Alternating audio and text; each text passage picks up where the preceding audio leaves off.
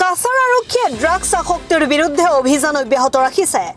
গোপন সূত্ৰৰ ভিত্তিত কাছাৰ আৰক্ষীয়ে ধলাই অঞ্চলৰ কটাখাল অঞ্চলত নিচাযুক্ত দ্ৰব্যৰ বিৰুদ্ধে অভিযান চলাই S11V 4890 নম্বৰৰ এখন স্কুটিত তালাচী চলাই আৰু বৃহৎ পৰিমাণৰ ইয়াবা টেবলেট সহ এজন চোৰাংচোৱাক গ্ৰেপ্তাৰ কৰে আৰক্ষীয়ে।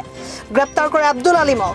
কাছাৰ আৰক্ষী অধীক্ষক নুমল মহটোৱে জব্দ কৰা ইয়াবা টেবলেটৰ বজাৰ মূল্য 9 কোটি টকা হ'ব বুলি জানিবলৈ দিয়ে।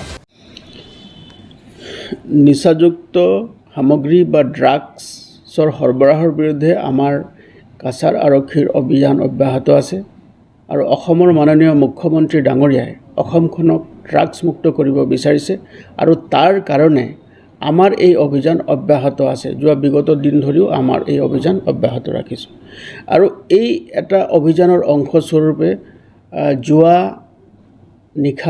আবেলি সময়ত আমি এটা বিশেষ অভিযান চলাইছিলোঁ। ধলাই থানাৰ অন্তৰ্গত কাটাখাল নামৰ এটা জাগা আছে, সেই ঠাইত আমাৰ এটা বিশেষ অভিযান চলিছিলে আৰু সেই অভিযান কালত আমি 30,000 ইয়াবা টেবলেট আমি জব্দ কৰিবলৈ সক্ষম হৈছোঁ আৰু এই অভিযান কালতে এজন ব্যক্তি সৰবৰাহ কৰা এই যিখিনি নিচাযুক্ত সামগ্ৰী সৰবৰাহ কৰা এজন ব্যক্তি, তেওঁৰ নাম আব্দুল হালিম, 42 years old।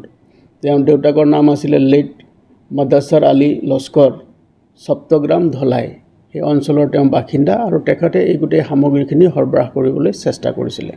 মানুহজনক আমি যেতিয়া ধৰিবলৈ সক্ষম হ'লোঁ, তেওঁৰ পৰা যেতিয়া আমি খান তালাচী চলাওঁ আৰু তালাচী কালত এই বৃহৎ পৰিমাণৰ 30,000 ইয়াবা টেবলেট আমি তেওঁৰ পৰা জব্দ কৰিবলৈ আমি সক্ষম হ'লোঁ আৰু এই যিখিনি সামগ্ৰী আমি জব্দ কৰিলোঁ তাৰ চোৰাং বজাৰত আনুমানিক বজাৰ মূল্য হৈছে 9 কোটি টকা আৰু এই অভিযান কালত তেওঁ ব্যৱহাৰ কৰা সৰবৰাহ কৰিবৰ কাৰণে নিচাযুক্ত সামগ্ৰী সৰবৰাহ কৰিবৰ কাৰণে তেওঁ এটা বাহন ব্যৱহাৰ কৰিছিলে, স্কুটিখনৰ নাম্বাৰ হ'ল AS11V 4890।